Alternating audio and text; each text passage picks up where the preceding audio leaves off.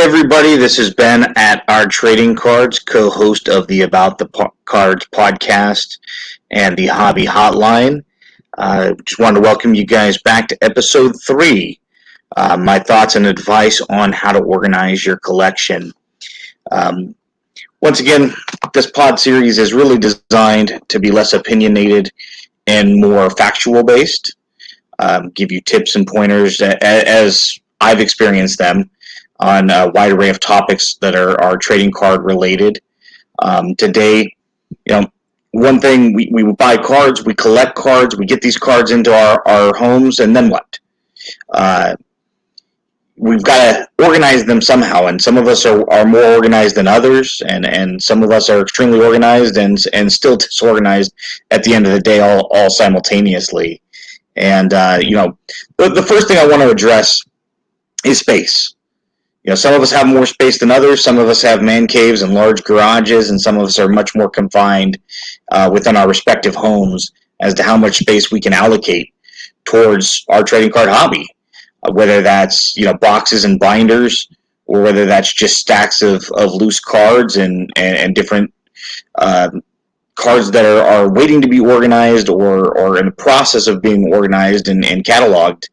And so space is always going to be an underlying factor regardless of how you choose to organize your PC and your duplicates and stuff you have for trade and for sale. And, for those of us that have large PCs, the question that comes down is, how do we display them? Do we put them in binders and 9-pocket pages or 8 pockets or maybe 4 pockets for larger cards or tobacco even? Or do we leave them in boxes? And if we do leave them in boxes, are we putting them in there without penny sleeves, with penny sleeves? Are we getting shoe boxes, therefore we can put them in top loaders and one touches? Are we sending them off for grading? I mean, there's all kinds of variables that factor into what we ultimately do. And you're going to be able to answer this for yourself. Again, we're going to pull it back to space. Binders take up a lot of space. Boxes are a lot easier to stack and organize. They're going to fit out in a garage or in a man cave a lot better than binders might.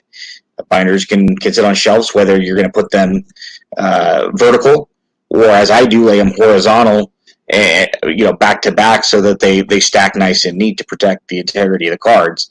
I found in my collection, if I stood them up over time, the weight of the cards would start to bow the binder pages and would start to ruin some of my cards. So I've taken to setting them on their sides, which doesn't look as nice aesthetically and does more or less start to lead to even more space that I need.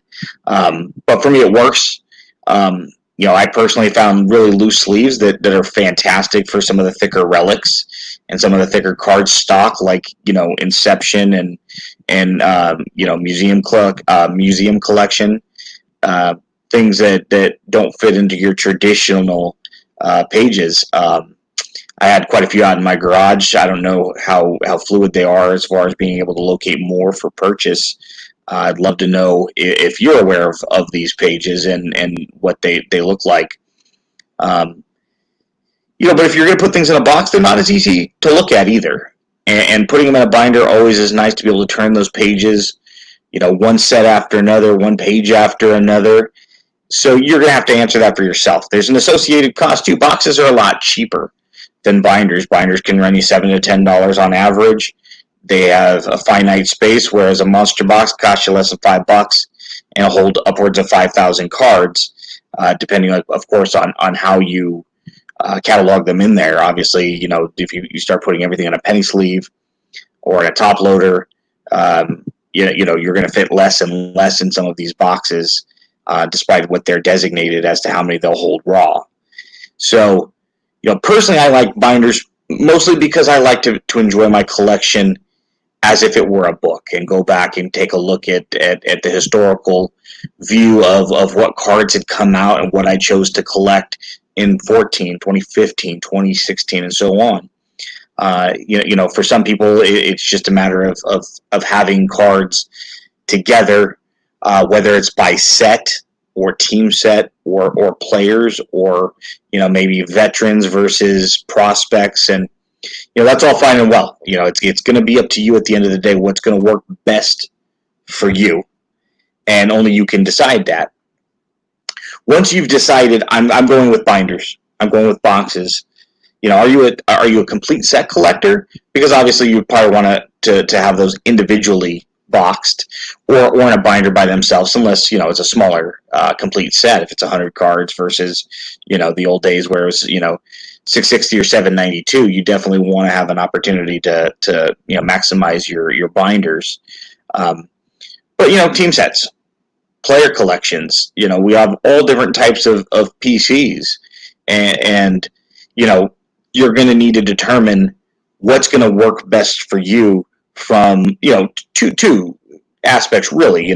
Well, three if you count space, and then aesthetically, and then at the end of the day, going back and referencing. If you were to add something from this particular player or this particular year, what's going to be the easiest cataloging system to be able to reach back out and grab that box or that binder to add from your collection. Or if you decide to pivot, I'm no longer going to collect this particular player, this particular team, or I'm going to liquidate some of the stuff that I no longer feel like I need in my PC. How would you go back and find that? And that's really going to be the key.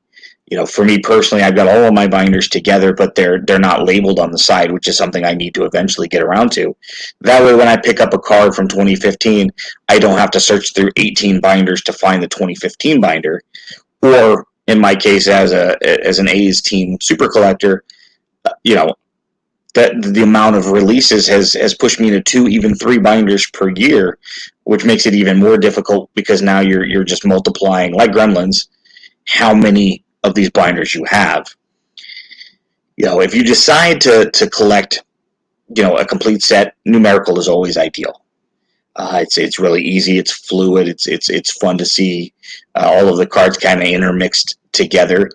If you're a team set collector and you break things down by team set, I found, for me personally, what I love is to have them alphabetical by last name versus numerical, which is an arbitrary and random numbering system that the manufacturer decided. I like having A before B, before C, before D.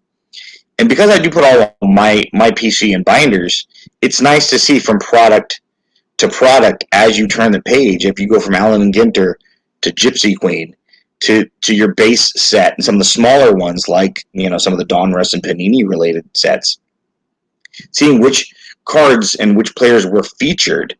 As an A's fan, Matt Chapman is going to be in every set. But it might be Panini Prism or Diamond Kings that features Sean Manaea and Mike Fiers. And it's kind of fun to see which players were selected. And so I like to have mine alphabetically. And usually what I do is I alphabetize the base set, and then I put all of the inserts that are accompanying that particular set at the end. And then if I've got any parallel sets, those would go next in my binder. And any parallel players or insert cards are generally, I try to keep them alphabetical if I can, or if I end up with 5 of one player and 2 of another player, it will determine by adding a new page kind of how. A lot of times I'm pulling these out and reorganizing them as I go, as I collect more. I put them in binders immediately in sleeves so that I can protect the integrity. But from there, I like to move things around as it expands. Due to COVID this particular year, the collecting year of 2020 is very unique and challenging. And I believe it's going to be rewarding for us when we look back on it because of how we had to alter our collecting style. We might have found new things about ourselves. And for me, I ended up collecting a lot of Gypsy Queen and a lot of Donruss because that's kind of where the hobby paused in March of 2020. And so I was able to go back and complete a lot of those sets. And thus, as I added more and more that I typically might not have in a traditional year, I found myself moving some of that stuff around in the binders. And it's so fun because for us, if you're out there listening, to reflect upon our collecting style as kids, and have that connection with ourselves as we were younger. We're taking this adult version of ourselves and pulling ourselves back into a time when we were younger and collected it during a different era of not only the hobby but our life in general. Maybe not everybody has that nostalgic recollection because you're a more modern collector and you've just recently got into the hobby. But for those of us that started out as kids, whether we got out of it for a while or stayed in it the whole time, it's really nice to have that connection and be able to move your stuff around like you're 8 years old. Oh, this one needs to go over here. And it really, for me personally, it incites my passion even more. And that's really why I like putting them in a binder. For me, I can't appreciate them as much in a box. I've got them, and it's neat. They're out of my garage or they're in my closet. But in a binder, it's just so much more fluid to be able to enjoy. So that's going to wrap up the first portion of this, organizing your collection. And I hope some of my personal experiences might help you moving forward. The second part I want to touch on is really cataloging, which is a very important part of how we ultimately organize. For me, an Excel spreadsheet works well. Google Docs might work for you. Old pen and paper might work as well. A lot of it depends on how much you're choosing to collect. Obviously in a spreadsheet, it's infinite, and you can add as many tabs as you need, and you can have multiple spreadsheets if necessary if you want to keep things separate. I love taking my spreadsheet to the card show, and if I see something, there's a guy there that always has new Maguires for me, and so to be able to open up my spreadsheet while I'm there, whether it's on my phone or a tablet, and scroll through and say, need it, got it, need it, got it, here's a stack of what I need, what are you going to charge me, is really fun. And I have multiple tabs breaking down my complete sets versus my flagship sets and my player collections, which I have broken down by player every year, the manufacturer and the product, whether or not it's serial numbered, obviously the card number, serial numbered, whether it has an auto or a relic on it, if it's a parallel version, and then a description if necessary. Obviously base cards are base cards, but for inserts it's really nice to know if it says LI-6 next to Matt Olson for 2020 Prism, LI-6 isn't as much of an indicator saying it's the Lumber Incorporated insert. Fantastic. It's really easy to know because you're not going to remember everything as much as we would like to know what we have on our collection. And this works for me really well. And I have a tab for all of the stuff I want from this current year, which is constantly being manipulated, adding and deleting things, and then a separate tab for everything that dates back to the 1800s that I need that are not part of a team set, just inserts and maybe single base cards that were part of smaller sets. And then, all the complete sets that I'm chasing, hopefully that I can buy as a team set. So you're going to have to decide really how you want to organize it to make sure that you have everything in your collection documented and cataloged in a spreadsheet. And then from there you can, reorganize it in, my particular database, which I use loosely because apparently Excel is not a database. But I've moved it around multiple times. 3-4 years is what it took me to build it from a blank spreadsheet to what I have now. And I've moved things around quite a bit in there over the years and tinker and toy with it a little bit as my PC has expanded. And you're really going to, want to choose a system that's fluid for you, that's really user-friendly. It doesn't matter if it's my system or the next guy's system.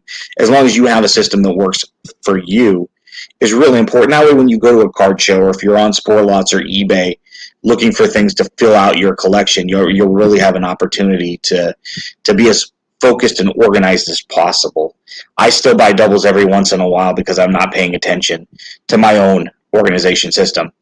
And I always joke, as organized as I am, I feel like I'm still disorganized at times. I know that we have local dealer at one of our card shows that's so organized that he's got a spreadsheet of all of the cards he has for sale. So if you want to buy 4 cards from him, he'll sit there and cross them off his list so that he knows they're no longer in his inventory. So, if you're out there selling, maybe you want to have something where you can track, not only your haves and your wants and, your needs and your gots, but track what you have for sale or for trade, your excess inventory if you're looking to parcel that off.